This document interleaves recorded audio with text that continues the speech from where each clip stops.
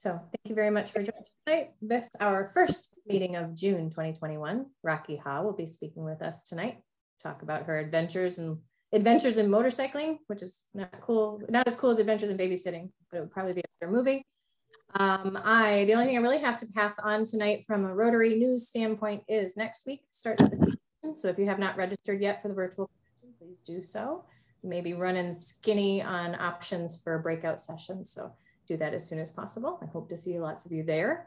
And then for any of us who happen to be up and around Michigan in July, our governor-elect will be holding a picnic July 22nd, where we can all get together outside in a safe manner and discuss how we're going to change the world this year. I forgot to ring the bell, so we'll pretend like I did that on time. You guys think I'm ever going to get it? What do I have, like 4 meetings left? And eventually I'll get the bell right. Stop your laughing, Uta. Optimistic, Amanda. That's official now. So, Rocky, are you familiar with Rotary International? No, not really. I've been working on my elevator speech all day. Just kidding. Keep your expectations super low. So, Rotary International is a civic organization, philanthropic based all over the world, with quite a large presence in the United States, not the largest presence in Rotary, with 7 areas of focus. We do peace and conflict resolution, disease prevention and treatment, water and sanitation, maternal and child health, basic education and literacy, economic and community development, with a very large push towards the eradication of polio in our vaccine programs. Our club, if you haven't noticed, is kind of all over the place. We were founded 4 years ago by Jerry Jackson, Jerry, Michigan there, as kind of a new concept as an e-club. So we hail from all over the US and Canada. Hey, everyone. Hi, Blair. We've got a member in Mexico City, one in Guatemala. Welcome all. We all ride, or we have an affinity for riding or motorcycles in general, and that's who we are. So that was my elevator speech, which will get better after I'm not president. With that, Rocky, I will introduce you, y'all. This is Rocky Ha from Rocky Wrenches and Rides. She's joining us tonight.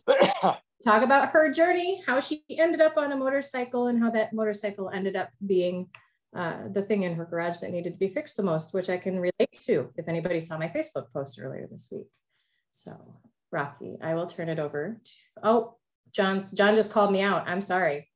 John, you're right. Do we have any happy bucks? So Rocky, we asked for happy bucks, and typically in a meeting, we give $1 to the foundation, but we haven't done that yet. So John Gettysburg, do you have a happy buck to share with the group?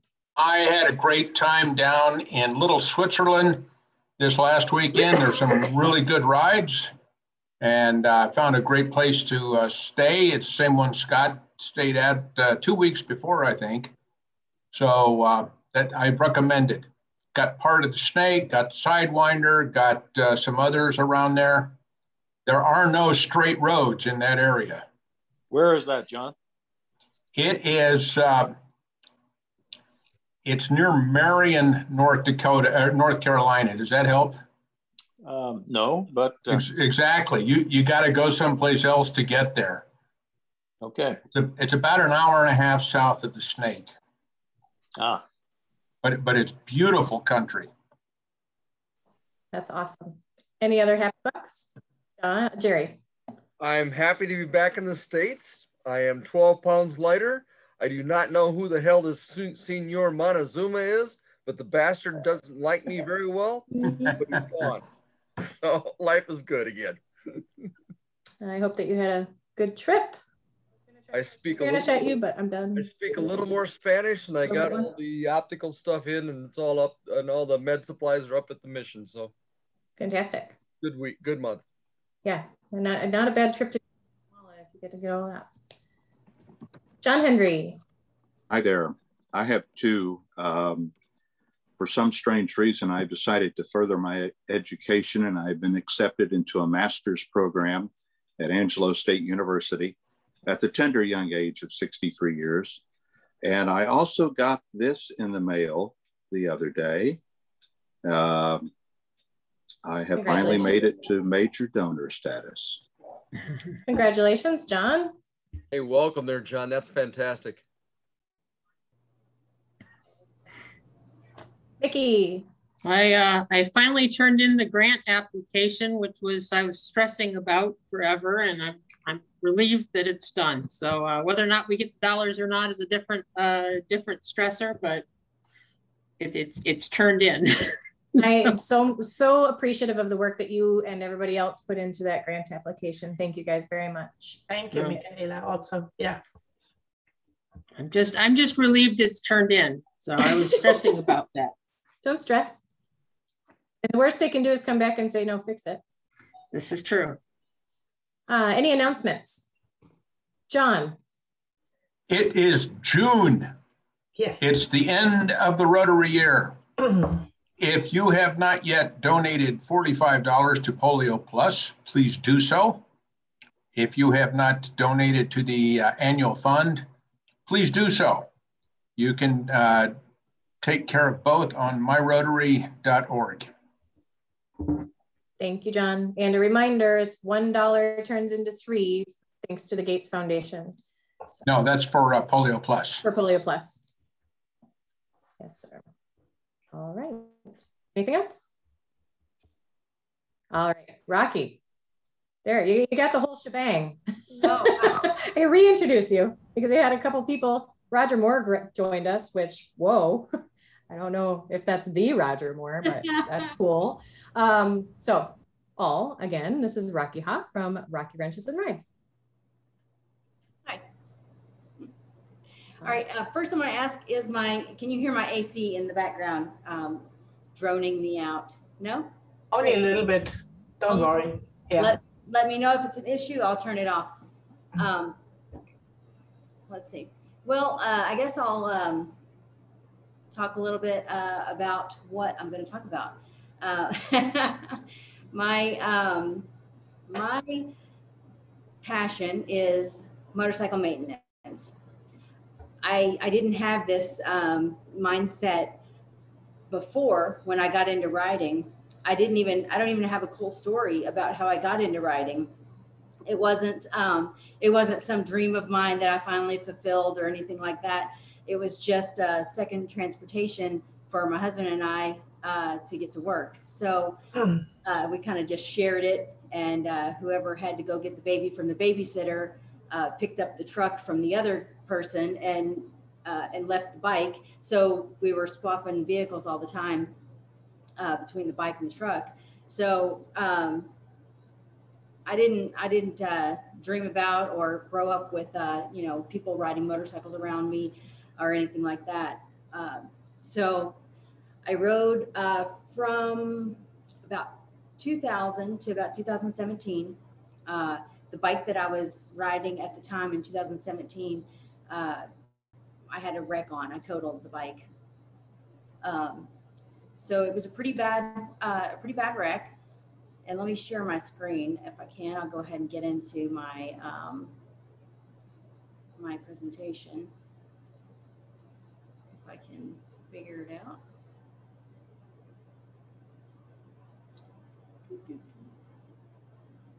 There it goes.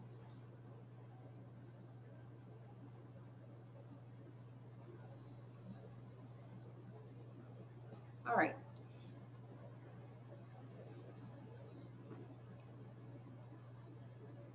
So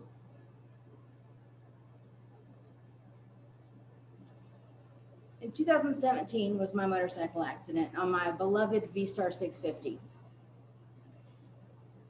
The bike was totaled. I was damaged, but I was determined to ride again. And while I was recovering, found this 2014 Euro Gear Up on the bottom right there. I fell in love with the bike. It was a total badass utilitarian motorcycle. And I had my daughter was about 7 or so at the time. And I thought, what a great ride. She can join me now because I always thought she was too little to go on the back of my bike on 2 wheels. So I brought it home and realized it needed a lot of work.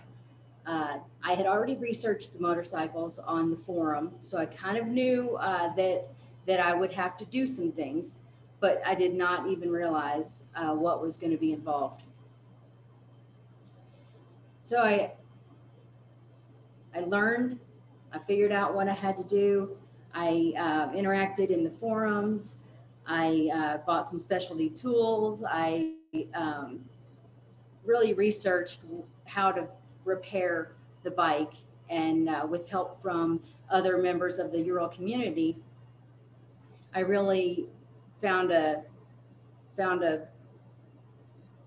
love for it. It was kind of a love-hate relationship at some times, but I got into it. There was one day that I couldn't figure it out. I had an issue, which I thought was a fuel delivery issue, and I had been chasing it for a month or more. I decided to give up, take it to the dealer, which was 3 hours away from me, and I didn't even have a trailer to take it to him on. It would be a hassle. I would have to borrow a trailer, take it over there, drop it off, and then arrange the same to go pick it up when it was done.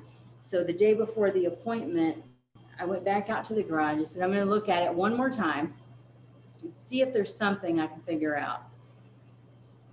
And I was able to make it start.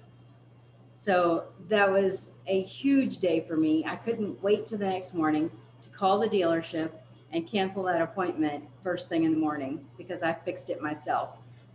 There's no greater feeling than to fix your own motorcycle by yourself and get that accomplished. It's a great feeling. I know that some of you have probably experienced that yourself. So in the first 2 years of ownership of this bike, I had done things to it I had never even, I didn't even know what they meant before I owned the bike. I changed head gaskets, set valve clearance, changed the clutch plates twice, rerouted fuel lines, replaced the swing arm, replaced tires, and much more. I diagnosed and misdiagnosed so many problems with that bike, but it's all mine. So I like to help people get into motorcycle maintenance. Not everyone has a background like me. I didn't have a background of working on motorcycles. I have only done this for the past 3 years or so, almost 4 years. So it's definitely something that can be done by the beginner wrencher. So the first thing you're going to need are some tools. Then you need some materials, and you want to know what resources will help you along your journey. And then I'll tell you about what moto maintenance items that you can address on your bike that I've gone through myself. Some tools that you're going to need are basic ratchet set, screwdrivers, Allen wrench, a torque wrench, those types of tools that you probably already have in your garage. And then you'll add to those as you go through your own motorcycle maintenance based on your needs and your bike.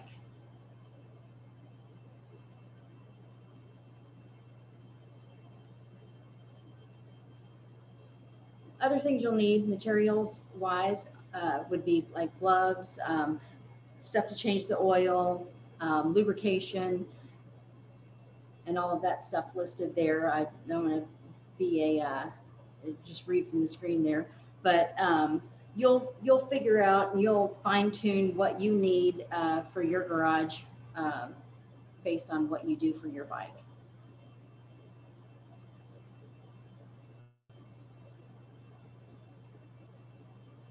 Some resources that I've used that were helpful for me were, of course, an owner's manual, repair or service manual, a bike's exploded diagrams. We'll get into all of these separately. Rider groups, online forums, workshops, and of course, YouTube. Your owner's manual should come with your bike. If it didn't come with your bike, you can get one at your dealer, or you can probably download one online for free. This lists your basic maintenance instructions, when to change your oil, the intervals, how much your oil capacity, different tools that you might need. It does have the basic instructions for those maintenance items, like where to lubricate certain parts of your bike, or how to change your oil, adjust your clutch, those or clutch lever, those types of things would be located. Also, your torque specifications, those are located in your owner's manual. So that's different than your repair or service manual. Those are made by different companies, Haynes Climber, Chilton. There are other people that make these. They can be purchased online or at your dealership. These repair manuals go more in depth about how to do things on your bike. They cover some things that your owner's manual covers, and they also cover more. If you need to even take out your engine or break it down, that this is your guide for that in-depth service. And even, you don't have to be looking to take apart your engine in order to need one of these. They have more information than just that, but very handy and detailed. Exploded diagrams are pictures broken down with each part of your bike labeled. They can be found on online at OEM part sellers. You'll find them at Partzilla, PartShark, Bike Bandit, or Ronnie's Harley. And there are other websites that have these as well. They help you identify the parts of the bike. So I took my exploded diagrams from the website of the dealer and printed them along with the parts list for each diagram. Then I put them in a binder so I could reference them when I'm having an issue and I need to go ask someone else or post my question in a forum. I can more specifically explain what I'm dealing with, instead of saying generically that thing that's attached to that other thing near your brake lever. It's things that are more specific, and it helps someone help you if you're more specific on identifying what you're after.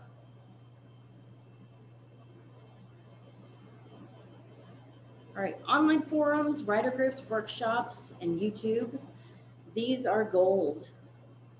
I am a member of Soviet Steed's online forum because I have a Russian motorcycle, the Ural. I have found so many answers to problems in this forum, and so many people have encountered your exact problem that you have in this. So I posted an issue that I was having with the bike, and people jumped in and helped me solve the problem. Or I'll research the forum and figure out that someone has had that exact same issue happen to them, and here's what they did to fix it. So it was a great resource for me with this bike to be able to reference that, and also gave me some heads up on things that they encountered that I hadn't yet, but may likely encounter down the line. I'm also a member of the Yamaha XT 250 Riders Group. This is a Facebook group. In here, members post mods that they've done to their bike, issues they've got with the operation of it, and things like that. So it's similar to the forum. Facebook groups usually have more of an immediate response in my experience. So if you have something that's maybe a little more time sensitive, then go to the YouTube or the Facebook group and post a question there. But again, peruse the page. These are great resources also if you're thinking about buying a certain bike. Go go join that group and see if they have, how they like the bike, if they have any issues with it mechanically or other, and you'll get some insight that you maybe didn't have before. Workshops are also a great resource. I do a Wrenching with Rocky workshop at lady riders rallies or bike nights. Look for any of them that are going on in your area. In these workshops, I teach how to bleed brakes, how to change oil, how to adjust your clutch lever or loop your clutch cable, various other things, how to clean your motorcycle chain and stuff. So you'll be able to get some hands-on experience at some of these workshops. Mine are hands-on, and I think that's a great way to learn and encourage people to get dirty and get in there. If you have experience, hands-on experience on a bike, then you'll be more likely to attempt things with your own bike, in my opinion. YouTube is a definite. I utilize YouTube for learning how to do things. I recently went on YouTube to find where the flasher relay was on my XT250 because I couldn't find it. And I changed my my turn signals from stock to LED. So I had to change the flasher relay, and I just couldn't locate it. So a shout to the Pennsylvania Dual Sport Riders. They had a video up where they were changing theirs also to LED, and they pointed out exactly where that relay could be found. So that was very helpful. All right, so you know you need tools, materials, and you've got some resources to find answers. Now, what are you going to do with all of that stuff? I've got some recommendations of what even the beginner wrencher can do on the bike with regard to moto maintenance. All right, here are some areas that you can address: tires, oil, driveline, brakes, air filter, battery, cables, radiator, tin man, I'll get into that, and bolts. All right, for tires, I'm not gonna go over all of the technical aspects of tires. There is so much to know about tires if you wanted to look more in depth about those. But for the basics, you want to make sure that you have your tires inflated to the correct pressure. You want to check your tread depth. Use your wear indicators on your tire. Inside the tread, inside the grooves, there are little raised areas. Those are wear indicators. So if your tire tread becomes flush with those wear indicators, then it's time to change tires. You don't have a whole lot of safe tread left. You're gonna want to check for uneven wear. Make sure that uneven wear could tell you that you don't have correct pressure or some other issue. Roll your bike back and forth, looking all over the bike for the uneven wear and also for foreign objects.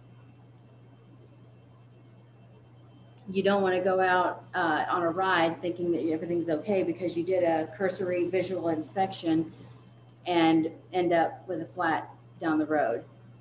Inspect all areas, and that way you know for sure I'm good to go. You're gonna check for dry rot. A lot of people may have their bikes sit, and even if their tires were bought new, and they didn't ride on them except 100 miles last season or whenever they bought them, they've been sitting and they may not be safe. So look around for dry rot.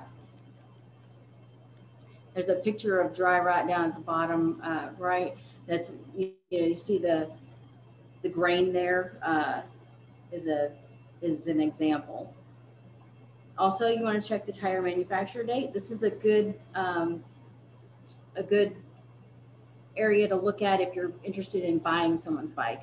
The tire manufacturer date is a 4-digit number. The first 2 digits are the week of the year, and then the last 2 is the year. So this tire in the example down below was made in the 14th week of 2011. So. Okay, oil. I think everyone should be able to change their oil, probably no matter what bike you have. It's a simple process. You drain it, you change the filter, you plug it, you fill it. It's the basics are the same no matter what bike you're riding. You should change the oil and the oil filter at recommended mileage, and that will be in your owner's manual. Other than that, if it's not at the indicated interval, then just check the oil level and also the quality while you're doing that level check.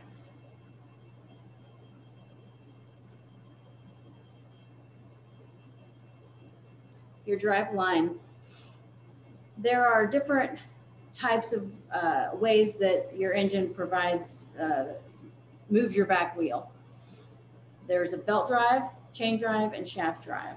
So the belt drive on the upper left is, and all of you can tell when you look at your bike what type of drive on you've got. It's an easy identifying quality. The belt drive bikes, you want to inspect your belt for wear on the inside and out, inspect the pulleys, and check the belt tension and adjust as needed. Also check the teeth of the pulleys for any wear. A belt drive has the least maintenance required, and they should last a really long time, 100,000 miles. But don't get a false sense of security and not do that check, because you could identify a problem. A chain drive has the most maintenance required, but it's not a lot. It doesn't take a lot to do. You want to clean and lube your chain, check for wear, check the teeth on the sprockets for wear, and also check your chain tension and adjust that as needed. A shaft drive bike is low maintenance. You do want to check or change the final drive oil. If your drive shaft is exposed, like it is on my Ural down in the bottom right, you will have U-joints that may be visible and need to be greased, but your owner's manual would be able to tell you.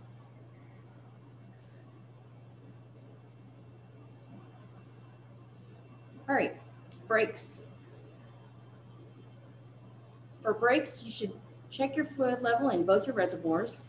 For your front brake, there's a reservoir on the handlebars. It's usually a little rectangle.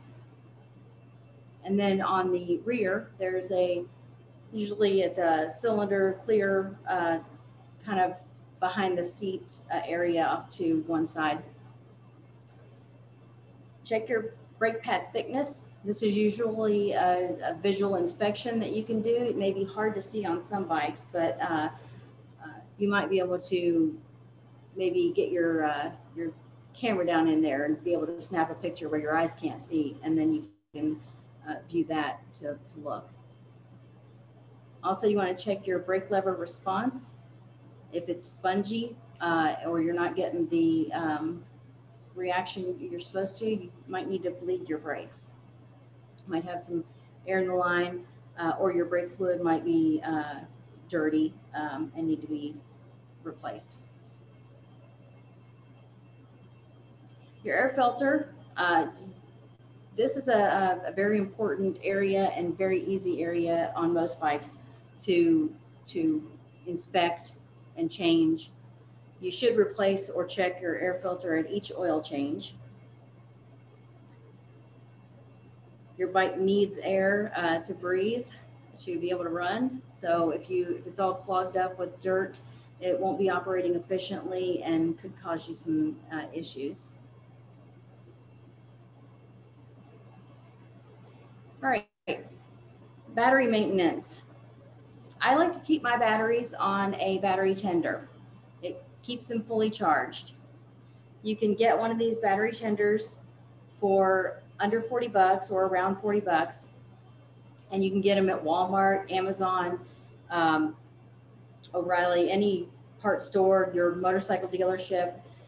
And they usually come with a quick disconnect. So it's just one time, attach those leads to your battery terminals. And then you've got this little pigtail connector that you can connect to the battery tender. When you come in for your ride, just plug it in. The quick disconnect is also convenient because they're typically the same as other accessories like a tire inflator, those mini compressors that you can carry with you. And then if you have a low tire, you can fill it on the go without trying to find a gas station with a pump. And also USB charging ports. You can get those with the pigtail connector and just and have an extra way to charge your other accessories. Other than maintaining your battery, you do want to check on and clean the terminals. Look for corrosion and make sure your terminals are not loose. Make sure that screws down. Your cables. Some people don't realize that your throttle and your clutch cables can be lubed. If you do lube your cables, it will prolong the life of them. You can use a cable lube tool. This one in the picture is from Motion Pro. There are others that are very similar to that, and then there are others that are a different design. But you just wrap that around your cable, spray the lube in there. It coats your cable and provides a smooth operation with less friction. And if you don't take care of them, they could fray, like that picture in the bottom there. And then you can be on a ride, maybe have an issue where you no longer have a clutch cable. All right, if your bike is equipped with a radiator, not all are, some are air cooled. You do want to check your coolant level and the quality also. Consult your owner's manual for the recommended coolant. And if you do, don't mix different coolants, but if you do change from one coolant to another recommended coolant, you want to make sure to flush that radiator very well because certain coolants don't mix and you could find sludge in your radiator and then that would be it's very difficult to clean and you may just want to replace it because it may not be able to be cleaned. Also, you want to check for damage to your radiator fins. Radiators are typically in the front of the bike, so they could be prone to rocks hitting them and damaging the fins. So you might want to invest in an aftermarket radiator guard to protect those. The Tin Man treatment, I like to call this, is just applying lubricant to any area on your bike with a hinge or a lever. It's going to be your kickstands, footrests, any other movable part. You're going to want to stay away from brake pads, areas that aren't supposed to be lubricated. And then consult your owner's manual for areas that you might need a grease gun on, like those exposed U-joints.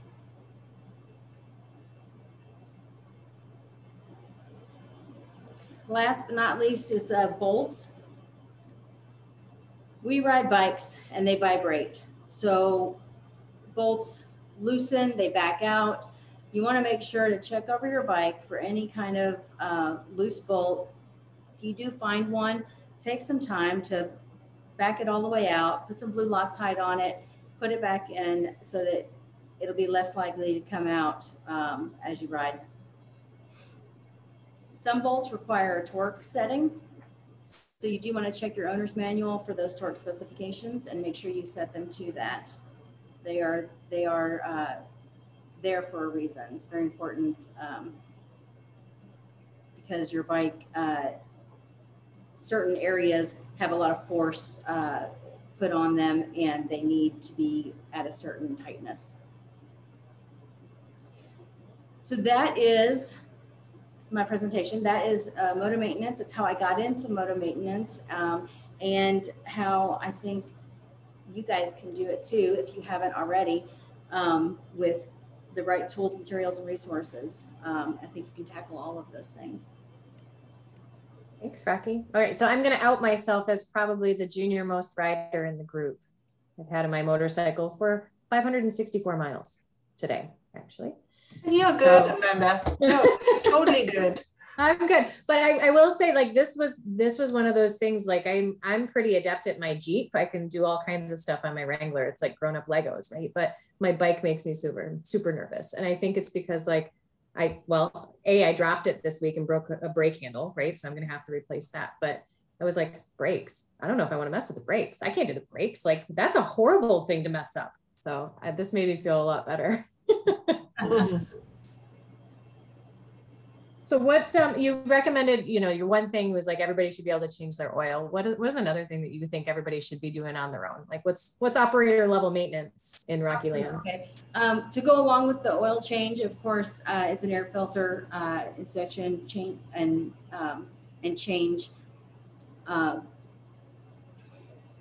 think, go through your owner's manual and look at the services that are set per your mileage intervals and see what's required of your bike. I think chain cleaning, chain maintenance is definitely super easy, able to be done by anybody. It helps if you have a stand, but it's not even necessary. It's where there's a will, there's a way, and you can get it clean without having a special stand to jack that tire up. But the Ural bikes are pretty basic, right? So it also depends on what kind of motorcycle you have. If you have a 650, a 2-twin, something like that, or have a boxer like I have, it's a big difference. But the Ural, what you have, I saw them at my at one of the dealerships over here. They are really cool. I really like them. Yeah. But the area here is not, when you go in the hill country, maybe, but when you are like I'm south of Houston, your ass is burning very quickly. It's not too much movement on the bike, so that's a bad thing actually. Yeah. But they are looking cool actually. I like them totally. They are looking cool. It's a air-cooled bike that doesn't move very fast. So in high heat situations or high traffic situations, you're I don't know, maybe taking a chance, I guess. No, you go the sideways. You don't go the highway, but that's more fun. By the way, it's more fun. Or you can go over each field or whatever. You can go wherever you want. That's a nice thing, But it's not that often in Texas. That make it so, so sad, right? Well, where I am, there's a lot of places I can ride my bike. And I know a lot of people in the Metroplex, the Dallas, Fort Worth area have Urals as well, but the countryside or wherever, the off-road areas are not very far away. So they're able to have fun with the bikes, even though they live in a large metropolitan area. I bought mine in Fort Worth, so I rode them down completely to Houston, and yeah, it was nice, totally nice. The maintenance, back to the maintenance that people can do, it's also going to depend on the bike that you ride. So like she was saying, the Ural, it's very basic. Mm-hmm. It is easy to maintain. The cylinders, the valves are right there, accessible on the sides. You have two, right? Two, yeah. So, one is more accessible than the other because the sidecar is kind of in the way of one. But to do valve clearance or that kind of stuff, it's easy to get to. Whereas on another bike, those things might not be as accessible. But And also like the oil, it's a straight drain, replace the filter and fill. And I think you don't have this high synthetic oil, right? You have the normal, pretty normal oil. I use 2050 Yeah. casserole. Yeah. Yeah. But the oil change on a sport bike is usually pretty easy. My sport bikes are easy. My dirt bike's easy. So, but on a big cruiser, they are a little more involved. But the basic process is the same. It's the same. On all bikes. So I think that, you know, it just takes a little bit more effort on some bikes than others, but it's totally doable. I think it's also how often you do it for yourself. How more you do it, how more you get comfortable, and how more, you know, you try things. Before you're looking constantly to the manual or to the video, you make step by step exactly the same.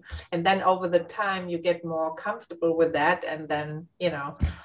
That's exactly true. Yeah, because I don't have to look at the, you know, what gauge feeler I need for my valve clearance anymore. I don't need to reference the manual for the spark plug gap. I don't, you know, these things are already, you know, saved.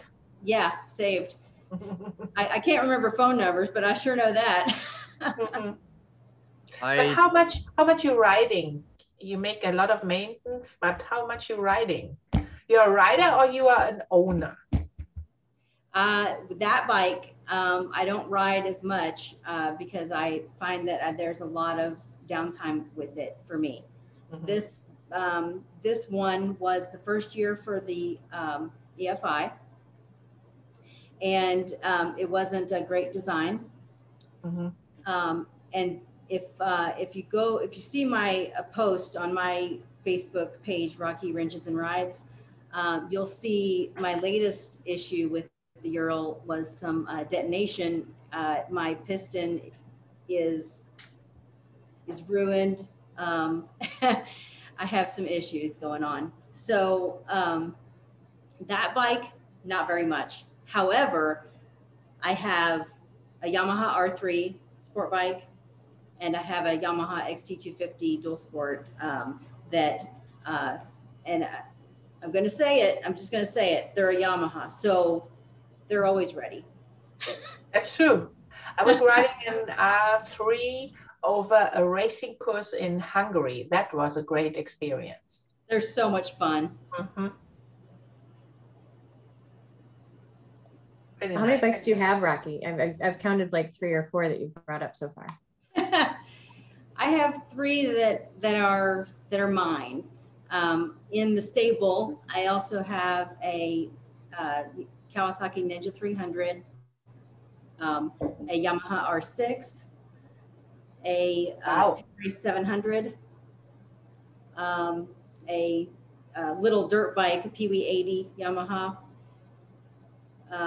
And 2 Yamaha WR250Rs. My 80 dirt bike, my Yamaha Weisinger 80 was my first bike that I had when I was 11.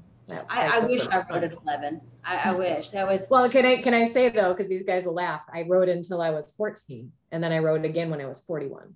Yeah. So just started, but you do a good job. So you know, you came back. But Robbie, you are predestined to be a member of our club, by the way. Pardon? We'd love you to have you as a member of our club. Yes. Oh, that would be wonderful. Yeah. So this is our group. We've got quite a few visitors tonight, which I appreciate. And I think every one of the visitors here, unless I'm mistaken, is from the International Fellowship of Motorcycling Rotarians, which is an international group that Rotary has of everybody who rides. We, as our club, every member of our club is part of the IFMR as well, but we're a separate club. But yeah, we're all online. We meet on Wednesdays this time, every Wednesday except the 5th. We have motorcycling presenters, and we have non-motorcycling presenters. We've had Amanda. And we pick on everybody that doesn't have a gold wing. Gold wing.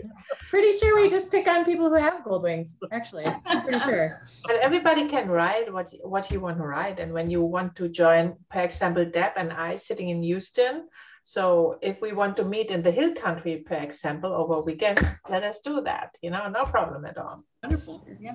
By the way, Rocky, I will take mine all the way down to the frame. I will do anything on my motorcycle. I just can't stand the idea of a dealer putting all the parts back together. There's a lot of little parts on a Gold. Well, hey, Jerry's also an engineer. Yes, ma'am. For attendance, if folks that aren't club members wouldn't mind just IMing me their email, I'd appreciate it so I can get them for at least attendance as guests. It would be nice. For sure. Thank you for thinking about that. Yes. Yeah, you'll get credit with your own clubs as well. Mm-hmm. Great. And it's Michaela if you're looking for who to IM. Everybody knows you, Michaela. I mean our guests. No, I know. Thank you. I have a question for Rocky. Jack, Rocky, I'm fascinated with the Urals up in Canada with the two-wheel drives and all this. Mm-hmm. Now, when you mentioned those initial repairs you did or modifications, do you find the Ural pretty reliable now that you've fixed that stuff?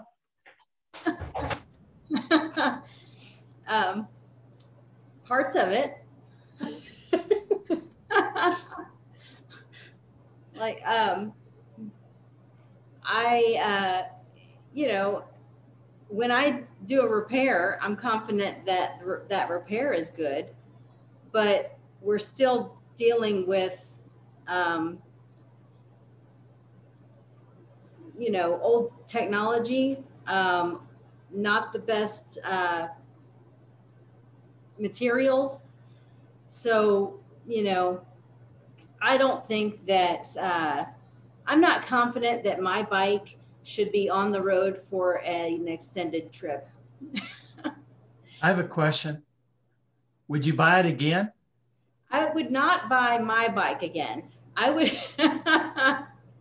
although I wouldn't have done any of this had I not bought the bike. So if I had a reliable bike that didn't need anything, or I won't say I didn't need anything. My V-Star 650, my Yamaha, I didn't know if it needed anything because it never complained. But now that I know better, I will do better. And so I should have been doing maintenance to that bike, even though I didn't, and it still gave me everything. But I would buy a 2019 and newer Ural. I would buy that because they've made significant upgrades in 2019 that make a lot of difference. Sometimes upgrades and things like that are just marketing, but these changes that were made in 2019 are significant and really help with the problems of the past. Deb, did you have a question? No, I was just going to comment that I'll be seeing Rocky in September. Yes. at Lille, and it's interesting. You know, we run in a lot of the same circles. So yeah, we're actually connected on Facebook, which is pretty funny. Yeah, I was involved with this group. Yeah, and exactly, and that's why I was super. I'm super happy. You know, we've got coming in the next couple months. The founder of International Female Ride Day will be speaking next week. Oh. So, I mean, we've got some really cool speakers that are coming up, and I'll be blasting that out again on Facebook very soon. Good. That's a nice one. Yeah, again, so I'll just extend the invite again, you know, and follow us on Facebook. We're pretty active on Facebook. Deb keeps us up to date and she's posting all of the events. If you don't mind, I'll also send you a reminder once a week to the other thing is, you know who's speaking. Amanda, what we want to do at the 25th of September. Did you tell us? Which I still owe you guys. On the 25th of September, we're doing a Ride Where You Are ride. So rather than trying to get everybody together and, you know, Uta having to drive or ride 600,000 miles to come meet us, we are just, everybody's going to ride where they are. We're asking for ride captains. I'm still asking for ride captains in case there's people in a certain area like John Cram and Blair and Keith potentially and I all live somewhat close, and Rob. And Rob. And so what we're doing is we're just going to do a short local ride, a fairly short local ride, some kind of service project, probably a cleanup of some sort. This year, Rotary added the environment as the 7th area of focus, some kind of cleanup of some sort. And then we're all getting together for lunch virtually. So try to get together around the same time so we can have our phones and have this meeting, but you know, over a meal. And that meal is part of the world's greatest meal Polio Plus fundraiser. So killing all the birds with one stone. We're not killing any birds. I'm joking. We're not killing any birds at all. But you know, so that's the plan on September 25th. Yes. Uta keeps bringing it up so that I keep. Hopefully the border will be open by then. I know. I'm really like crossing my fingers that maybe our friends in Canada can come over to Michigan, or potentially Michiganders go over to Canada, because I think the roads are better over there. And then finally, we have the International Rotary Convention coming up in Houston, pretty much to the same time what we have right now next year in Houston. So I hope we can welcome you all over here. No problem. Yeah, for sure. I know that Uta had gone to great lengths to make sure that we have our own hotel, and that information will be going out to the IFMR shortly. But yeah, Rocky, that'd be super cool for you to come down and meet everybody, right? And come When is that? Next year in June. So we got lots of time to sweet talk you into it. 4th to 8th of June next year. Okay. Hey, Ute, have you signed the contract with the hotel? Yes, sir. Have you sent that? I'm waiting for the booking code. They create an own booking code for us. So when you call there, you can make it online, or you can, say a password. I already have the password, but I'm waiting for the booking code. And then you can do it online, or you can call, and make it on the normal way. But it's all settled up. It's 109 included breakfast overnight. It's a king size bed or 2 full size bed in a room. So okay, but you'll get that out as soon as you have it? Yes. Great. Mm-hmm. I want to welcome John Grant, and where'd you go? I saw John come in, and I saw something else, but maybe they're gone now. Okay, so hi, John. What, John? Thank you again. This was a fantastic presentation. I would like to extend an invite to come speak to us again. I think group, you've got a better handle on who we are as a group. I think we could probably go a little bit more, get down and dirty a little bit more. Okay. A more specific presentation. Yeah. But we really do run the gambit with what everybody rides, right? I have an Indian Scout and a Himalayan in my garage. Jerry has 16 gold wings. So, we run the gambit. 2 gold wings with 16 bikes worth of parts. So again, always welcome to join us. I want to be mindful of everybody's time. So I will make sure that we do the 4-way test now, but I'm happy to stay on if anybody, I don't know if Rocky has time, if anybody has any more questions, and we can continue. So, let's see, who can I pick on tonight? Uta, would you lead us in the 4-way test? Why I know that. Okay, guys, the things we think, say, or do. First, is it the truth? Second, is it fair to all concerned? Third, will it build goodwill and better friendship? And fourth, will it be beneficial to all concerned? And the secret, fifth, is it fun? Will it be fun? So that's who we are, Rocky. That's our there. Nice. Thank you, and you're welcome to join us. To our guests that joined, make sure that you send Mickey a note with your email address, please. Looks like. Thanks for the invite, and good to see everybody again. And Jack, yes, for sure. Let's get together and plan a route for Eastern Ontario. Wouldn't that be nice? Bruce. Hey, Bruce, that's a hell of a nice looking shirt. Yes, I just. Well, I'm glad you noticed that, Jerry, because I did pay $35 American, which equals about $3.4 million Canadian. Oh, okay. So Rocky, we're doing a ride at the end of August as well down in Maggie Valley, North Carolina. Is Jim Dodd-Mead still on? Yeah, he was, but I think he's dropped off. And there's a bunch of us. I think there's 30 plus that have signed up for that ride. And that's a lot of those snaky, windy, I'm probably going to crash roads. And Down by Ted, yep, down by Ted's house. And we are actually, there's a motorcycle museum down there called Motorcycles Through Time. Wheels Through Time.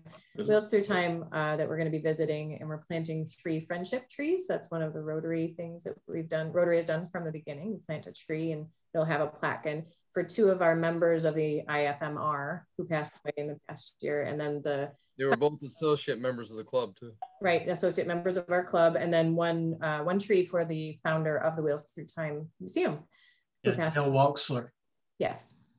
Yep. So we'll be doing that in August as well. So if you happen to be on the East Coast and you're like, man, I sure wish that I could ride my motorcycle 2,600 miles to North Carolina, you're welcome to join us. A trailer down here didn't ride up. Right? Everybody says that. Yeah. I don't know. I think it'd be kind of fun on that Ural with the sidecar for you to be through the city. You need some days when you do it on the Ural, because your ass will pretty hurting on that, honestly. Or you have to stay up in the whole time, honestly. This is, you can make, this curvy, it's no problem at all. The Ural need the action, but not sitting the whole time on one point. You don't want that. Yeah, 110 miles, that's about it. I have a bench seat, so I can move around on mine. Yeah, but only for a certain time. Because I'm a long distance rider, so I really know that, and with this one, I had a supermoto in Germany, and a 750, and it was always a nightmare. Yeah.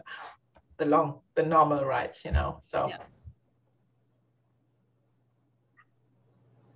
Well, it is a Maggie Valley. That area of North Carolina is a beautiful area. I think I'm going to miss it because of the border issues right now, but yeah, it's I've been down there a few times with the IFMR, and it's a great area to ride. Yeah, I'm really hoping by that point we can get the borders open back up. It will not the last ride. No, for sure not. Yes. I feel like maybe we can all sneak over the border in North Dakota. There's nobody up there anyway, right? I mean, come on up. I can't believe I shouldn't put that. I'm gonna have to trim this video. I actually have a Customs and Border Protection contract. I probably shouldn't say that. Are you still recording this? No. Yes, unfortunately. You're still recording that. Okay, well, guys, I have to leave. Good night, Uta. Thank you guys. See you Friday, guys. Yes. Oh yeah. Shoot. Yeah. Friday, guys. Remember, please. Friday, we're doing the induction for our new board members. I will send out an email tonight before I forget. Just to remind everybody. Big party. See Big you. party. Yeah. Bye-bye. Thanks, Thank guys. You. Thank Bye. you guys. Good one. Yeah. Good presentation. It really is. Good night, folks. Good to see you, Ted. Good to see you, Joe.